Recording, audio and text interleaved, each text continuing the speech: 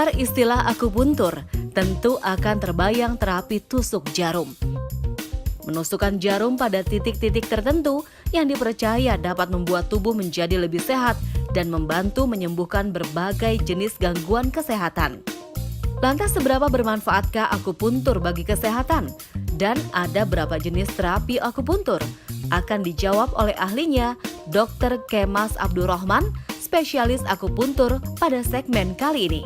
Akupunktur itu berasal dari kata akus dan punktura. Akus artinya jarum dan punktura artinya menusuk. Jadi akupunktur merupakan ilmu yang bertujuan merangsang titik akupunktur baik promotif, preventif, kuratif, rehabilitatif ataupun paliatif. Jadi ada akupunktur tradisional dan akupunktur medik. Kalau akupunktur tradisional itu dilakukan oleh non-dokter dan biasanya mengobati pasien berdasarkan gejala-gejala yang tampak dari luar. Jadi tidak bisa berdasarkan diagnosis medis ataupun patologi pasien. Namun kalau akupunktur medik itu dilakukan oleh profesi dokter, jadi oleh dokter spesialis akupunktur ataupun oleh dokter akupunkturis, di mana mereka mengobati pasien berdasarkan diagnosis atau keadaan patologi daripada pasien.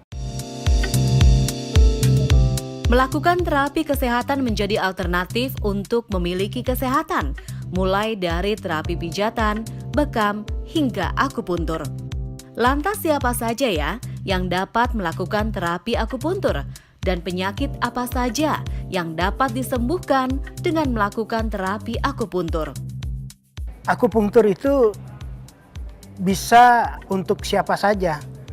Jadi baik anak-anak maupun orang dewasa ataupun orang tua, khususnya untuk semua gangguan fungsi.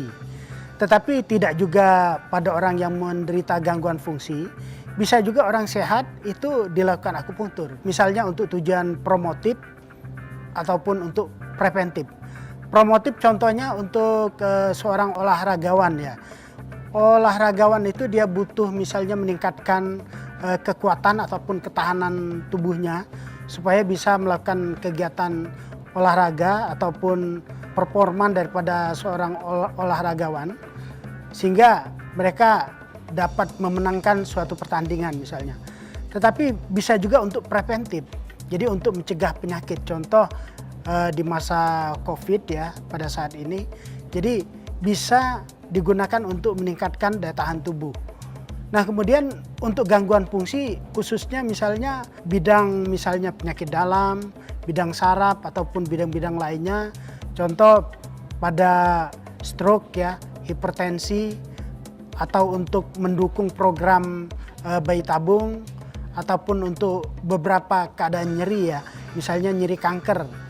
Nyeri kanker itu sangat sulit ya diobati ataupun pasien akan menderita beberapa efek samping dengan adanya obat nyeri, maka bisa menggunakan akupunktur. Jadi akupunktur ini sangat bermanfaat, di samping dia bisa menghilangkan nyeri, akupunktur ini juga bisa untuk meningkatkan kualitas hidup daripada pasien dan lain-lain.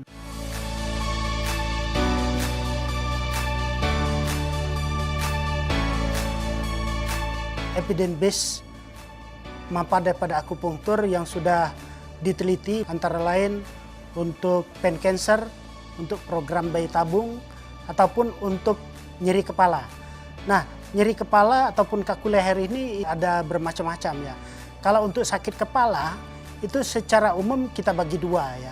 Ada sakit kepala primer, jadi tanpa penyebab yang jelas ya. Dan yang kedua itu sekunder.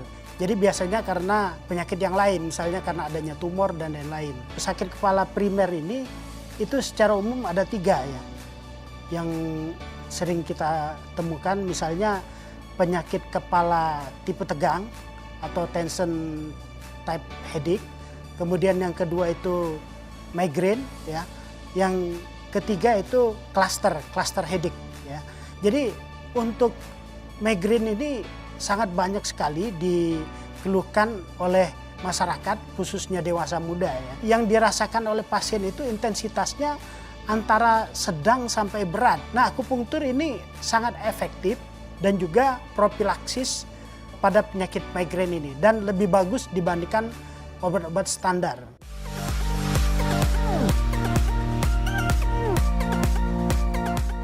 Oke, sekarang akan saya tunjukkan bagaimana cara akupunktur itu mengatasi sakit kepala dan juga kaku leher. Mari ikuti saya.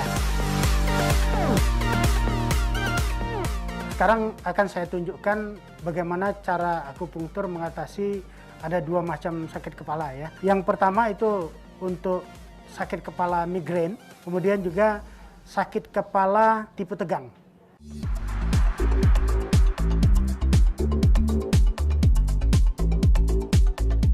Ini namanya titik GB 20 ya.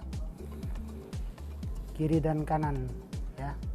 Ini antara sculus trapezius dan sternocleidomastoideus. Jadi titiknya di sini. Ini sebetulnya bisa juga kita pijit-pijit. Jadi kalau misalnya ada yang mengalami migrain ya, bisa dicoba dipijit-pijit juga di sini ya, 15 sampai 20 kali pijitan atau tekanan ya. Itu biasanya akan meringankan keluhan pasien ya.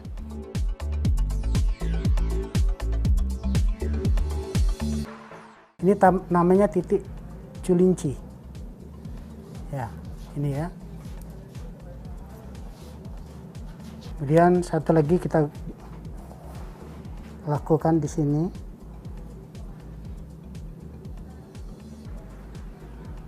Titik GV 20 ya. Nah.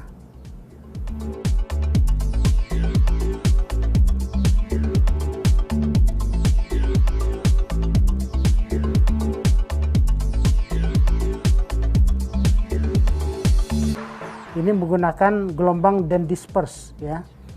Misalnya kita lakukan 20 menit ya. Lalu kita getarkan, kita alirkan 2 sampai 4 miliampere.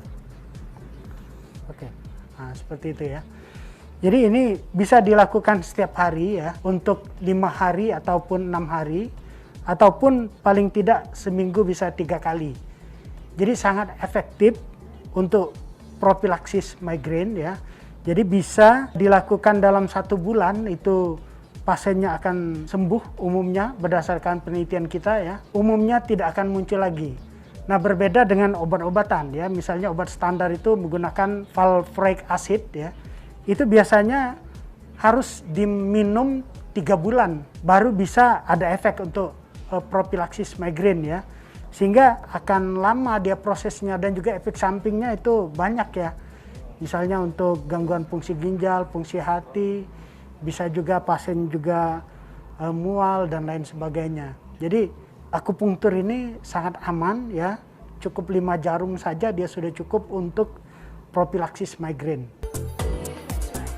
Bagi Anda yang mengalami sakit kepala dan juga kaku pada bagian leher, yuk simak dulu tips dari Dr. Kemas berikut ini. Migrain ini untuk mencegah jangan sampai dia muncul, ataupun barangkali yang belum pernah kena migrain, supaya terhindar daripada penyakit migrain ini, pertama ini yang perlu kita perhatikan, tidur yang cukup atau istirahat yang cukup. Jadi harus gaya hidup yang sehat ya. Kemudian kalau bekerja kita jangan sampai terlalu diporsir ya. Pada waktu kita menghadap komputer maksimal itu 2 jam, kita harus sudah melakukan stretching, harus cukup minum ya. Untuk hipertensi bisa di belakang leher ya. Jadi walaupun kita bisa melakukan misalnya dipijit sedikit ya, ternyata hilang ya oke, nggak apa-apa. Tetapi kalau sampai berlarut-larut, sampai berhari-hari dia tidak hilang, ya harus segera diperiksakan ke dokter ya. Sudah jelaskan penyebab sakit kepala dan juga kaku pada bagian leher. Selain mengonsumsi obat, Anda dapat mengobati sakit kepala Anda dengan metode akupuntur ini. Namun ingat, istirahat yang cukup dan terapkan gaya hidup sehat agar dapat terhindar dari sakit kepala.